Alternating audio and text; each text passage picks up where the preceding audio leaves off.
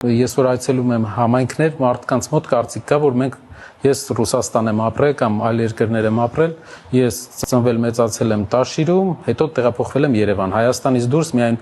ուսման ժամանակ Շվեյցարիա եւ Անգլիայում սովորելու ժամանակ եմ եղել, մնացող ժամանակ հիմնականում Հայաստանում։ Իսկ աշխատանքս Տաշի ընկերությունների խմբում է եղել, այո, բայց Հայաստանի ներկայացուցիչն եմ եղել ընկերությունների խմբի եւ զարգացրել եմ հիմնական արդյունաբերական ուղղությունը ընկերությունների խմբի, որը բավական մեծ հաջողություն է ունեցել։ Իսկ այ վաղ տարիքի այդ շրջանում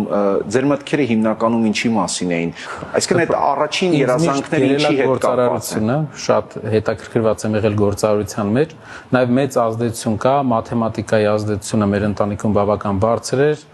ինչպես նշեցի, պապիկս մաթեմատիկայի ուսուցիչ էր եւ տանը միշտ մաթեմատիկայի վերաբերյալ լրիվ ուրիշ մոտեցում ունեինք